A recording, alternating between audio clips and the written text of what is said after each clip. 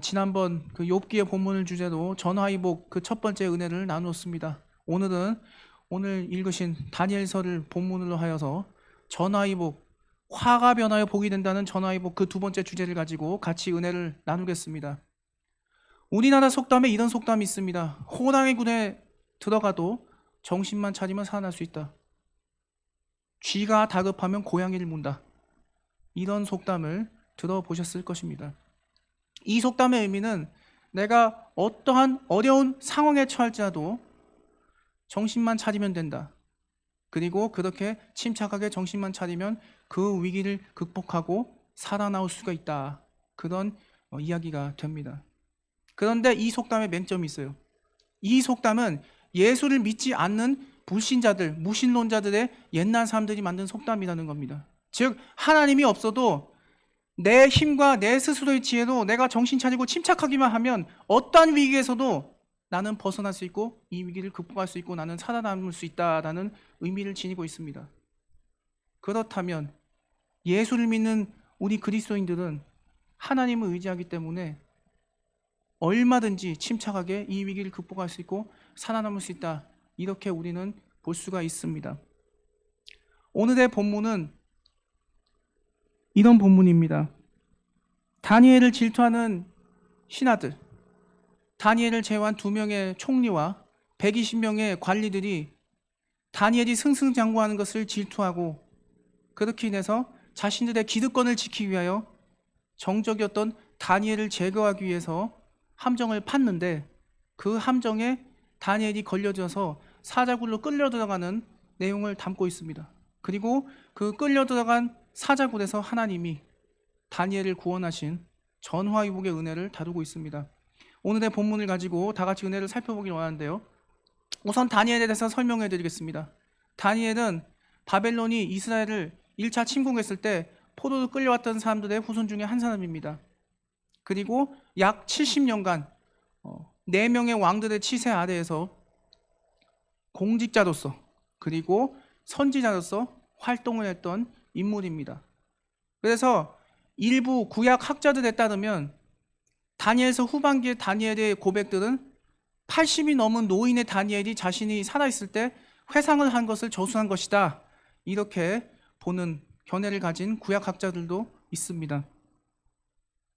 그런데 이전에도 다니엘은 자신의 친구들이었던 하나냐와 미사엘, 아사랴가 느부갓네살 왕이 먹었던 포도주와 고기, 그런데 그 포도주와 고기는 우상 숭배를 하는 데 쓰였던 우상에 바쳐졌던 제사 음식이었다는 겁니다. 그 제사 음식이었던 고기와 포도주를 멀리하고 전혀 손을 대지 않은 깨끗한 제사상에 바치지 않은 물과 채소, 그 물과 채소만 먹고서도 하나님의 앞에 신앙을 지켰고, 느부갓네살 왕이 자신의 금신상을 세워 이 느부갓네살 왕의 금신상이 신이니까 절을 안 하는 자는 죽이겠다라는 그 협박에도 굴하지 않고 그 죽음 가운데서도 자신의 신앙을 지켜내고, 7배나 평소보다 뜨거운 풀무불에 들어가서도 하나님께서 살려내셔서 느부갓네살 왕의 입을 통하여 높이신 그 세 친구들의 이야기로도 유명한 사람입니다. 방금 소개했듯이 오늘 소개하는 다니엘도 4명의 왕의 치세에서 만사 형통을, 그리고 형통한 정도가 아니라 정말 어마어마한 축복을 누렸던 사람인 것을 우리는 알고 있습니다. 다리오 왕이 벨사살 왕이 죽은 이후에 왕이 되고 난 이후에 3명의 총리를 세웠습니다. 그 3명의 총리 가운데 한 사람이 바로 다니엘입니다. 그리고 120명의 그 휘하, 관리를 세웠습니다. 그런데 다니엘이 워낙에 뛰어나다 보니까 2명의 나머지 총리와 120명의 관원들이 다니엘에 대해서 질투하기 시작을 했습니다. 아, 이대로 갔다가는 이 다니엘한테 우리가 모든 것을 뺏기겠다. 어떻게든 이놈을 제거해야 될 텐데 어떻게 제거할까? 그러다가 과거 느부갓네살 왕이 금신상을 세워서 느부갓네살 왕을 금신상을 절하지 않는 자를 처벌했던 그 기억을 알아내고 회상을 하게 됩니다. 그래서 똑같은 비슷한 법을 만듭니다. 이제부터 다리오 왕에게 빌지 않으면, 그 외 다른 신에게 기도하거나 절하거나 섬기면 사자굴에 던져넣어 처형을 하는 그런 법안을 생각을 해내게 되었습니다. 사람은 누구에게나 질투를 받을 수 있고 또한 질투를 할 수 있습니다. 나보다 잘난 거 없어 보이는 사람이 나보다 잘 나가면 내가 질투를 느낄 수 있습니다. 혹은 내가 너무나 잘 나간다고 하면 내가 도리어 질투를 받는 대상이 될 수도 있습니다.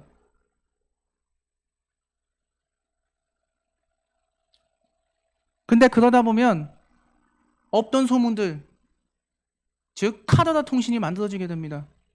어떻습니까? 회사에서도 어떤 여직원과 어떤 남자 상사가 부부 사이도 아니고 아무런 그런 혈연 관계도 없습니다. 그런데 둘이 그렇고 그렇더라라는 잘못된, 실제로 그렇지 않음에도 불륜 상태에 있더라라는 소문이 나게 되면 해당 여직원 혹은 남자 간부 직원이 둘 다 결국 피해를 입게 되는 경우를 우리가 종종 볼 수가 있지요. 또 어떻습니까? 선거철만 되면 서로가 이기기 위해서 상대편을 향해서 근거 없는 각종 네거티브를 만들어서 죽어라고 물어뜯고 공격을 합니다. 왜 그렇습니까? 그렇게 거짓말을 해서라도 내가 당선돼서 이겨야 된다라고 생각을 하기 때문에 그렇습니다. 오로지 이기는데 목적이 되어 있고 혈안이 되어 있기 때문에 그 방법이 비열한가 정당한가는 안중에도 없는 것입니다. 오늘 다니엘도 결국 자신을 질투하고 견제하고 자신들의 기득권과 밥그릇을 지키기 위해서 정적들이 파놓은 그 덫에 그만 걸려들고 말았습니다. 오늘 본문 살펴보시면 19절에서 22절에 이렇게 말씀합니다. 이튿날에 왕이 새벽에 일어나 급히 사자굴로 가서 다니엘이 든 굴에 가까이 이르러서 슬피 소리질러 다니엘에게 묻되 살아계시는 하나님의 종 다니엘아, 내가 항상 섬기는 내 하나님이 사자들에게서 능히 너를 구원하셨느냐 하니라.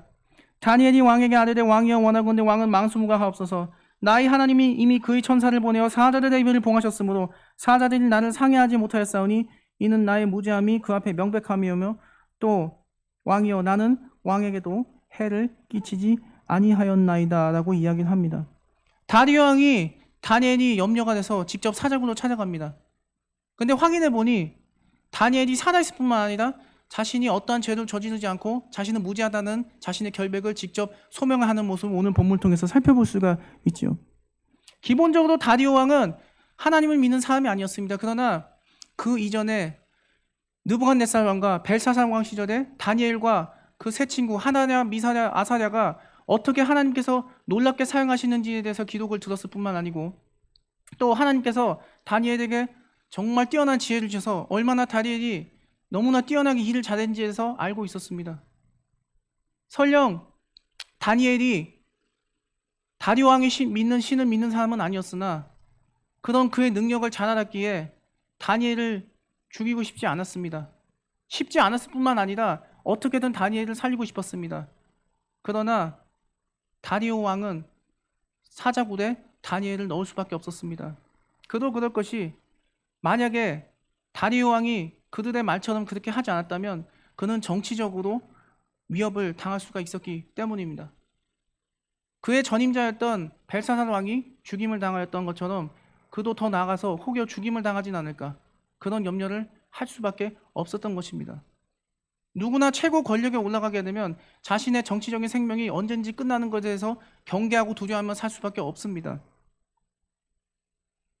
세상을 그리스도인으로 살아간다는 거 보통 쉬운 일이 아닙니다. 기본적으로 예수 믿는다는 건요, 이퀄 손해본다는 겁니다. 왜 그렇습니까? 세상이 바로 하나님과 적이 되고 하나님과 반대가 되기 때문에 기본적으로 예수 믿는다는 것은 내가 100% 무조건 손해보고 시작한다. 이렇게 해석될 수밖에 없고 실제로 또 그렇게 살아가고 있습니다. 가뜩이나 코로나로 인해서 크리스찬들에 대한 인식이 너무나 많이 나빠졌습니다. 계속 확진자가 교회에서 나오고요. 물론 작년 2월 신천지의 경우에는 신천지가 이단이라는 것을 덕분에 예수 믿지 않는 세상 사람들과 언론들도 알게 되었으나 그들의 한켠에는 이단인 신천지도 결국은 정상적인 개신교 기독교와 똑같다는 인식이 여전히 사라지지는 않고 있기 때문에 그렇습니다. 그리스도인으로서 직장이나 자신이라는 분야에서 최선을 다해서 성과를 내고 최고 권위자가 되면 하나님께 영광이 됩니다. 그런데 혹은 그 반대 결과가 나와서 어떠한 성과를 내지 못하고 최악의 결과만 내고 제대로 해내지 못하는 모습을 보이게 된다면 하나님의 영광을 가지고 결국은 본인 자신도 욕을 먹을 수밖에 없는 것입니다. 왜 그렇습니까? 세상이 바로 우리의 대적이 되기 때문에 그렇습니다. 그러나 하나님께서는 아무리 어려운 순간에서도 하나님만 의지하는 사람에게 반드시 전화위복의 은혜를 베풀어 주시는 하나님이시라는 것을 오늘의 본문이 알려주고 있습니다. 매주 금요일 밤에 방영되는 한 예능 프로그램이 있습니다. 지금으로부터 약 2주 전인데요. 일명 용감한 형제로 알려진 강동철 형제의 이야기가 됩니다. 이 강동철 형제는 참으로 어둡고 어려운 과거를 살았던 사람입니다. 벌써 고등학교 시절에 폭행으로 소년원을 2달간 복역을 했고, 이후에도 폭력을 인해서 전과 12범이라는 엄청난 기록을 해냈습니다. 그리고 조직폭력배로서 룸사롱의 실장으로서 활동하다가 미국의 힙합 그룹인 사이프러스 힐이라는 힙합 그룹의 어느 한 힙합 곡을 듣고 나 음악해서 가수가 되겠다고 마음을 고쳐먹었습니다. 조폭에 한번 가입해서 조직폭력배로 활동을 하게 되면 탈퇴한다는 것이 보통 쉬운 일이 아닙니다. 탈퇴하기 어려울 뿐만 아니라 탈퇴를 한다고 해도 손가락 하나, 발가락 하나는 잘라내놓고 가야 하는 것이 바로 조직폭력배입니다. 그럼에도 그는 용감하게 설득을 해서 그 룸사롱 실장 일을 그만두고 조직폭력배를 탈퇴했습니다. 이후에 낙원상가에 가서 음악을 배워보겠다고 정말 어렵게 음악에 대한 지식이 전혀 없음에도 어렵게 음악을 배우면서 노숙인들에게 주는 따뜻한 밥 한 끼 먹어가면서 배를 굶어가면서 그렇게 가난하게 어렵게 생활을 했습니다. 그렇게 하다가 자신의 형과 함께 YG 엔터테인먼트라는 기획사에 들어가서 가수 생활을 하다가 가수는 아무리 봐도 나하고는 맞지 않겠다. 내가 노래를 잘 부르는 것도 아니고, 그래서 가수를 할 것을 그만두고 프로듀서 즉 작곡가로서 전향을 하게 됩니다. 이후 그곳에서 작곡가로서 계속 활동을 하다가 이제는 내가 독립해서 스스로 내 회사를 차려서 기획사를 차려서 내가 직접 가수들을 발굴해야 되겠다는 생각으로 브레이브 엔터테인먼트라는 기획사를 설립을 하게 됩니다. 그리고 이후에 수많은 최근의 히트곡들을 연달아서 만들어내게 되지요. 그의 1년 저작권료 수입이 무려 최고 40억까지 한다고 합니다. 안 나가더라도 20억까지는 받는다고 합니다. 그런데 이분이 참 마음 한켠에 아픈 게 있었다고 해요. 얼마 전에 역주행해서 화제가 되었던 브레이브걸스라는 그룹이 불렀던 그 롤린이라는 곡이 무려 4년 전에 만들어졌던 곡이라고 합니다. 그런데 이 브레이브걸스라는 그룹이 방송활동 횟수도 적었고 기회도 얻기가 너무 힘들었다고 합니다. 처음에 7명으로 시작했던 멤버의 수는 점점 힘들어서 난 이 길을 못 가겠다 해서 하나하나 탈퇴해가면서 최종 4명까지 남게 되었습니다. 나머지 4명이 남은 이 4명조차도 이제 계약 기간이 만료가 됐고 아무리 봐도 가수는 우리의 길이 아닌가 보다 싶어서 이제 이 길을 그만두고 새로운 길을 개척해보자. 그래서 어떤 한 여자 멤버는 바리스타 자격증을 따기 위해서 바리스타 자격증 공부를 했고, 또 어느 한 멤버는 이제 공무원이 돼보자 해서 한국사 공부 이런 것들을 또 준비했다고 합니다. 그래서 손편지도 그동안 감사했습니다. 저희 이제 해체하고 이제 각자의 길을 가겠습니다 라고 손편지를 쓰고 그 용감한 형제 일명 강동철 대표에게 손편지를 전해주러 갔던 순간 그 강동철 대표가 얘들아 너 이거 한번 봐봐. 4년 전에 만들어서 빛을 못 보던 이 곡이 롤린이라는 곡이 이렇게 엄청난 폭발적인 인기를 얻기 시작했어 라고 보여주자마자 믿기지 않았다고 합니다. 그리고 이후 각종 예능 프로의 섭외 1순위가 되었고 또 각종 가요 프로그램에서 1위를 하게 되었습니다. 정말 그 감격적인 순간이 되었을 때 그 작곡가였던 용감한 형제 강동철 형제가 그 브레이브걸스라는 걸그룹 멤버들에게 자신이 키워냈는데 너무 미안했다고 합니다. 아무리 좋은 곡을 줬는데 이렇게 기회도 얻지 못하고 이렇게 고생만 한 게 너무 미안했다고 합니다. 그래서 그랬는데 그런 모습을 보는 순간 체증이 다 내려가면서 너무 기뻐서 울었다고 합니다. 덕분에 자신이 울다가 자신의 어머니도 그 소식을 듣고 나서 그 브레이브걸스한 아이들이 너무 잘 됐다. 그래서 기쁘다라면서 울었다고 합니다. 현재 이 용감한 형제인 강동철 형제의 재산이 수백억이 넘는다고 합니다. 이 강동철 형제가요 4년 전에 CTS 새롭게 하소서에도 나왔고 또 매일같이 여전히 새벽기도에 빠지지 않고 어머니와 함께 열심히 새벽기도를 드리고 있습니다. 그리고 자신의 사비를 터서 시간이 날 때마다, 지금은 코로나라서 어렵습니다만 기회가 될 때마다, 시간이 날 때마다 파고다 공원 등지에 가서 롤케이크를 사서 노숙인 노인들에게 나눠드리기도 하고 또 자신의 꿈으로 밥차 30대를 사서 무료 도시락을 그렇게 나눠주는 그런 꿈을 가지고 있으며 자신의 노년이 됐으는 자신이 이렇게 일궈놓은 수백억의 재산을 환원을 하겠다. 이런 포부를 방송에서 밝힌 적이 있습니다. 뭡니까? 4년 전에 만들어진 곡이 4년이 지난 후에 엄청난 인기를 얻었다. 참으로 이거는 놀라운 하나님의 전화위복의 축복이라고 밖에는 우리가 볼 수가 없습니다. 그리고 참 이 동영상에 댓글이 달린 것을 제가 본 적이 있습니다. 여러 가지 댓글이 달렸는데 그 중에 참 인상적인 댓글이 하나 있었어요. 이런 댓글이 있었습니다. 나는 원래 종교가 없지만 이 강동철 대표님의 삶을 보고 나도 예수 믿고 크리스천이 돼서 복을 받고 싶습니다 라는 글을 본 적이 있습니다. 그 글을 보면서 참 제가 얼마나 은혜가 된지 모르겠습니다. 원하옵기는 바라옵기는 저도 이 자리에 계신 성도님들도 이 자리에 나오지 못한 성도님들도 강동철 형제와 같은 전화위복의 은혜가 임하기를 진심으로 기원합니다. 또 어떻습니까? 코로나 확진자 주요 감염지로 계속 교회가 나오고 있습니다. 내가 확진자도 아니고 내가 전파자도 슈퍼 전파자도 아닌데도 교회를 다닌다는 이유만으로 세상에 이 따가운 비난의 시선을 감내해야 하는 이 현실, 참으로 안타깝지 않을 수가 없습니다. 또 그러다 보니 어떻습니까? 세상 살아가다 보면 내가 잘못을 저지르지 않았는데도 남이 저지른 잘못인데도 같이 내가 비난을 받아야 하고 어려움을 겪어야 될 때가 있습니다. 또 어떻습니까? 내 자신이 살아남기 위해서 아무 잘못 없는 남을 희생시켜야 되는 경우도 존재를 합니다. 참으로 안타까운 일이 아닐 수가 없습니다.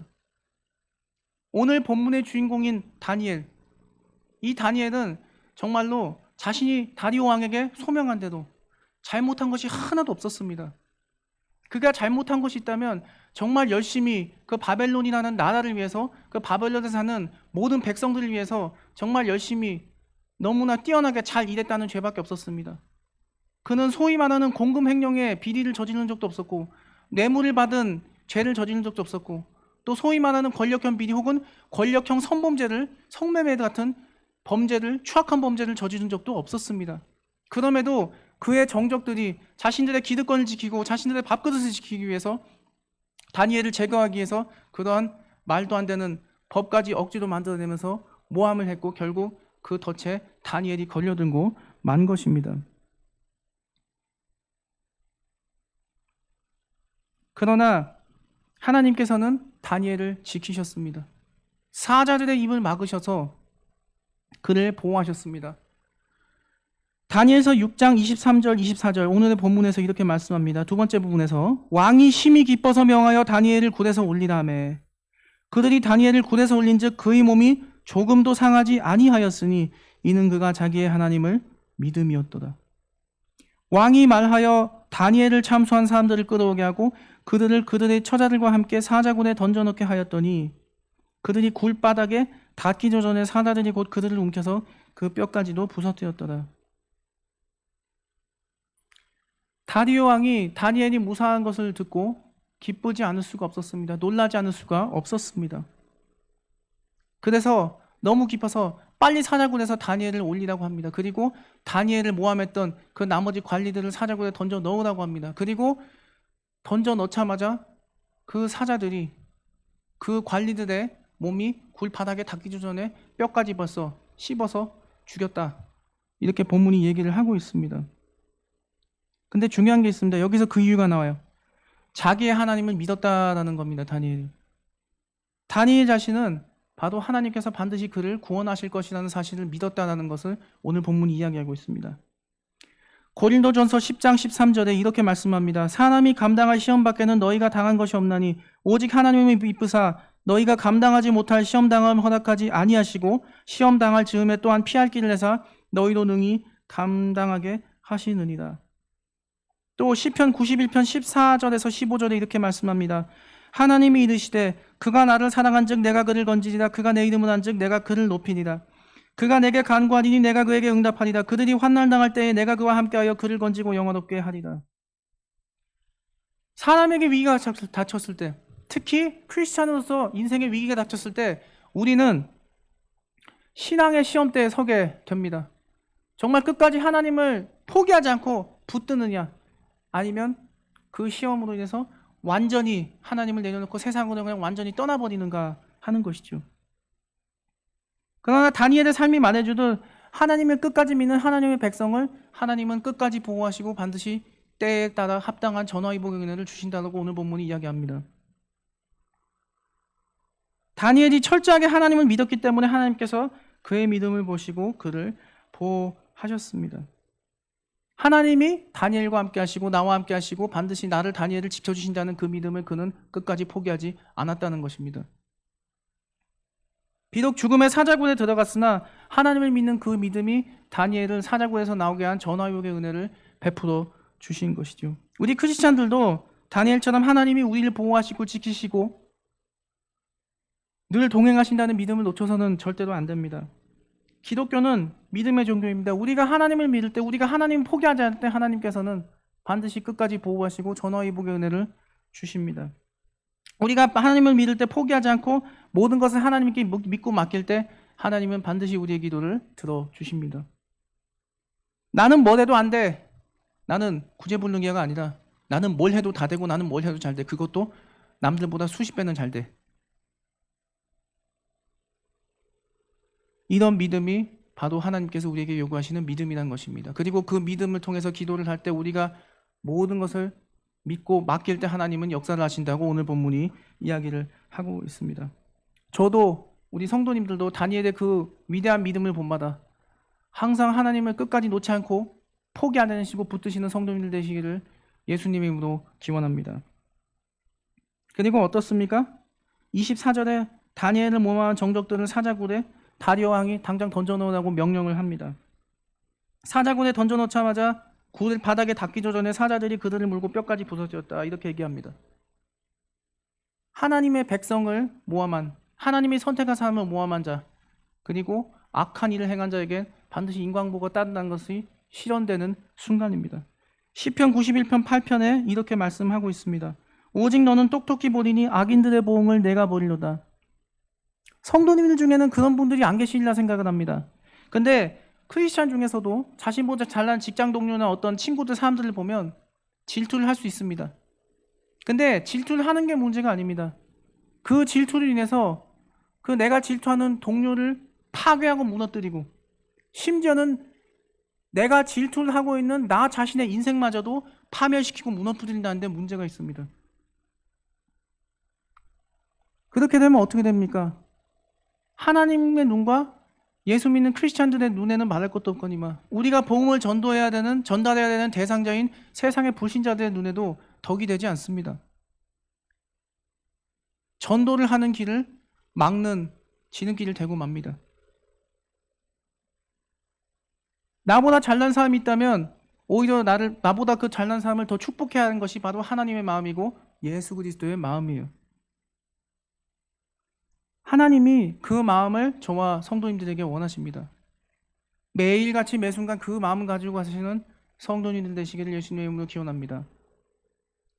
사람은 그래서 끝까지 잘해야 합니다. 계속 잘하다가 마지막에 끝이 잘못되는 안타까운 일들 얼마나 많이 봅니까?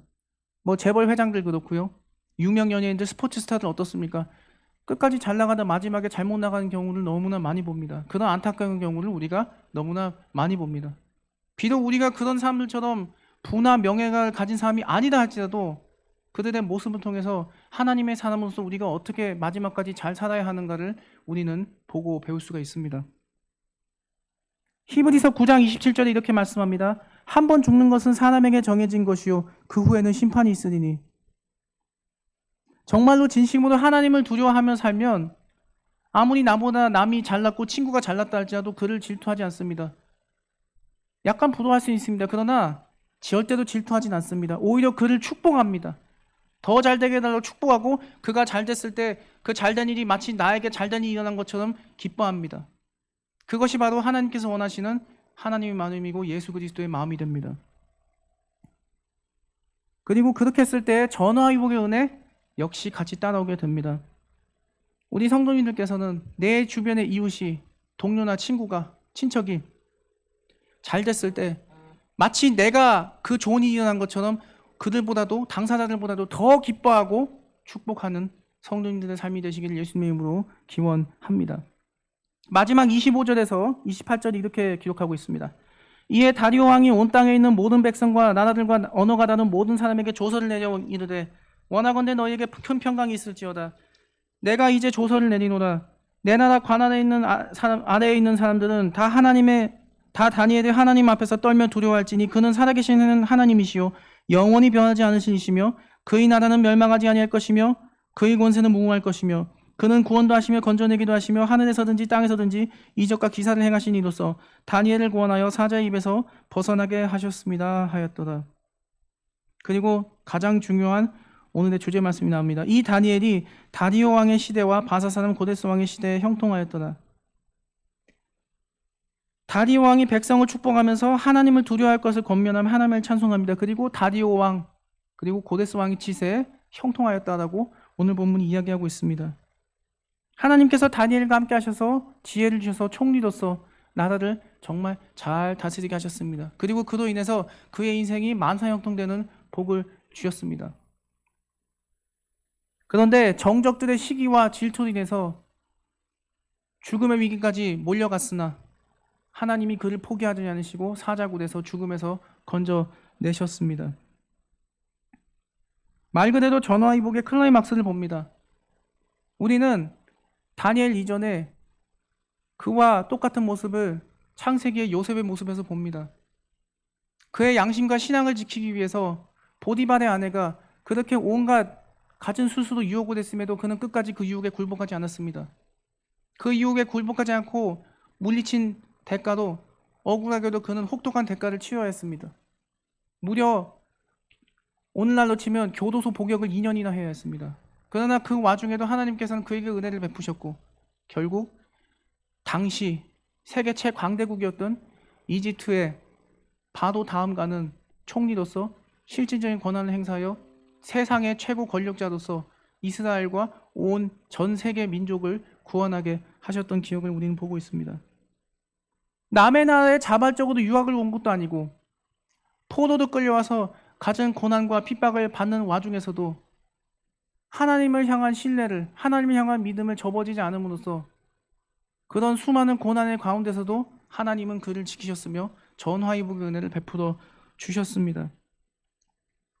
하나님의 은혜로 형통의 복까지 주시는 그 하나님께서 오늘도 저와 모든 성도님들에게 전화위복의 만사형통의 축복을 주시고 늘 그 삶을 살 수 있기를, 늘 하나님의 은혜 가운데 전화위복의 만사형통의 은혜의 삶을 사실 수 있기를 예수님의 이름으로 기원합니다.